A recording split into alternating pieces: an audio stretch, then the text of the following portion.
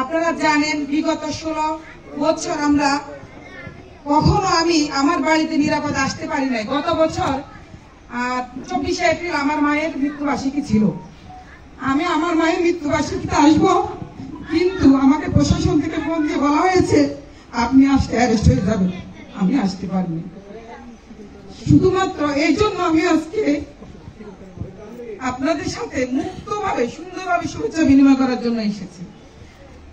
2018 সালে আমি জাতীয় নির্বাচনে দেশনায়ক তারেক রহমান সরাসরি নির্দেশনায় আমি নোয়াখালী সদর 4 আসন থেকে মনোনয়নপত্র নিয়েছিলাম এবং দেশনায়ক তারেক রহমান আমাকে মনোনয়ন দিয়েছেন কারণ আমাদের ফ্যাসিস্ট হাসিনা তার আইডিওলজি ছিল যে আমাদের যারা মনোনয়ন নিবে, যারা যেসব আসন একদম নিশ্চিত ছিল যে এগুলো থেকে বিএনপি জয়যুক্ত করবে, সেখানে সেই সব প্রার্থীদেরকে কোনো না কোনোভাবে ডিসকোয়ালিফাই করতো, যেটা সে 14 সালে করেছে এবং আপনারা জানেন 156টা বিনা ভোটে জিতে নিয়ে গিয়েছিল। সেজন্য আমাদের দেশনায়ক তারেক রহমান ডিসিশন নিয়েছিলেন যে আমাদেরকে 2 জন করে মনোনয়ন দিবেন, একজন না যদি হাসিনা ডিসকোয়ালিফাইড করে আরেকজন মনোনয়ন পাবেন। আপনারা জানেন তখন আমি নির্বাচনে কাজ করতে এসে সুবর্ণচরে আমি অবরুদ্ধ অবস্থায় ছিলাম। শুধুমাত্র আমার বাড়ি সদরে আমার বাপ দাদারা মানে ভীষণভাবে পরিচিত ছিল, যার কারণে আমাকে কোনোভাবে সেপুর আমার নেতা কর্মীরা বের করে নিয়ে আসছে। আমাদের 258টা হুন্ডা নিয়ে গিয়েছিল ছাত্রলীগ যুবলীগের ক্যাডারেরা এবং সেই ছাত্রলীগ যুবলীগের ক্যাডাররা 5 তারিখের পরে অনেকে আবার আমাদের ব্যানারে আসার চেষ্টা করছে। আমি সেই জন্য দায়িত্বহীন কণ্ঠে সবাইকে বলতে চাই, 5 তারিখের পরে যারা বিএনপিতে আসতে চাবে আমাদের ব্যানারে, আপনারা সবাই তাদেরকে ধরে কোনো স্যাক্রিফাইস নাই। প্রমাণ করে দিয়েছে নব্য বিএনপি কখনো আমাদের ব্যানারে দাঁড়াতে পারবে না এবং ছাত্রলীগ যুবলীগ স্বেচ্ছাসেবক লীগ যাদের সাথে আমাদের বিএনপির কোন নেতা কর্মীর ছবি পাবে তাকে বহিষ্কার করা হবে, তাকে দল থেকে বিতাড়িত করা হবে।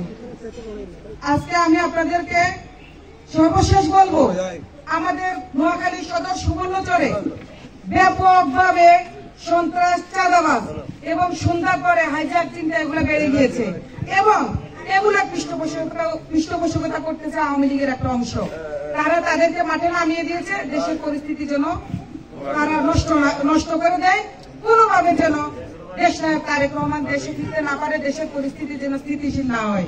আমি বলতেছি আপনারা সবাই এ ব্যাপারে সতর্ক থাকবেন, আওয়ামী লীগের কোন চক্রান্তে আপনারা পা দিবেন না এবং দেশনায়ক তারেক রহমান ইমিডিয়েটলি দেশে আসবেন এবং যেদিন তারেক রহমান এয়ারপোর্টে নামবে সেদিন যত সব আগাছা এনসিপি যত সিপি আছে, যত ক্রিমিনাল পার্টি আছে, সব ধূলিসাৎ হয়ে যাবে এবং ওরা সব।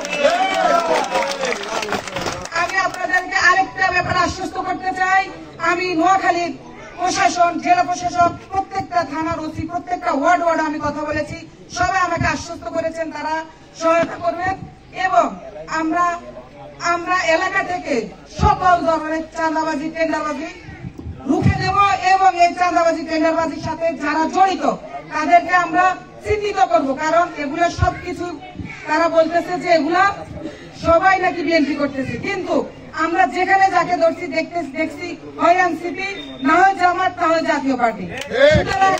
আপনাদের সাংবাদিক ভাইদের উদ্দেশ্যে আমি বলবো, প্রত্যেকটা দেশে, বিশ্বের প্রত্যেকটা দেশে সরকার সত্য গোপন করতে চায় এবং জনগণের থেকে তাদের ব্যর্থতা আড়াল করতে চায়। সাংবাদিক ভাইদের কাছে আমার বিনীত অনুরোধ, আপনারা কোনো ভয় পাবেন না, আপনারা সত্যকে সামনে নিয়ে আসবেন এবং আমাদের দেশনায়ক তারেক রহমান ইতিমধ্যে বলেছেন উনি কোন রকম কমিউনাল ডিসহারমনি চায় না, উনি চায় বাংলাদেশে হিন্দু থাকবে, বৌদ্ধ থাকবে, খ্রিস্টান থাকবে, সবার মতামত থাকবে, আবার তারা যাদের মতামতের বাইরে যারা থাকবে তারাও থাকবে, সবাই কথা শুনতে হবে এবং আমরা একটা গণতান্ত্রিক দেশ যেন প্রতিষ্ঠা করতে পারি, শহীদ জিয়ার আদর্শকে ধারণ করে 19 দফাকে বাস্তবায়ন করার মাধ্যমে আমরা 2023 সালের 13 জুলাই দেশনায়ক তারেক রহমান 31 দফা দিয়েছেন। এই যে বর্তমান সরকার সংস্কার বলেছে, এই 31 দফার মধ্যে প্রত্যেকটি দফার মধ্যে সংস্কারের কথা বলা আছে এবং 31 দফার 11 নম্বর দফায় সাংবাদিকদের যেন সুন্দরভাবে তারা মত প্রকাশ করতে পারে ফ্যাসিস্ট শেখ হাসিনা সাংবাদিকদের কণ্ঠ রুখে দিয়েছিল, মিথ্যাটাকে সে শিল্পতে রূপান্তরিত করেছিল।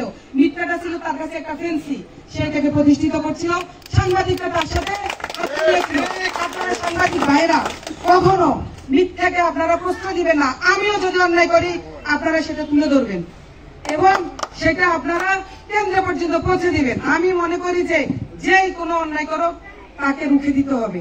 সর্বশেষ আমি বলবো, আপনারা জানেন গতকালকে বাংলাদেশের দুইজন অহংকার সারা বিশ্ব নেতা, একজন ডক্টর ইউনূস নোবেল লরিয়েট, আরেকজন দেশনায়ক তারেক রহমান, দুইজনের একটা ডিসিশনে আগামীতে ইনশাআল্লাহ রোজার আগে নির্বাচনের আমরা একটা ডেট পেয়েছি, রমজানের আগে ফেব্রুয়ারির ফার্স্ট উইকে সম্ভাব্য ডেট 12 ফেব্রুয়ারি, নট ফিক্সড।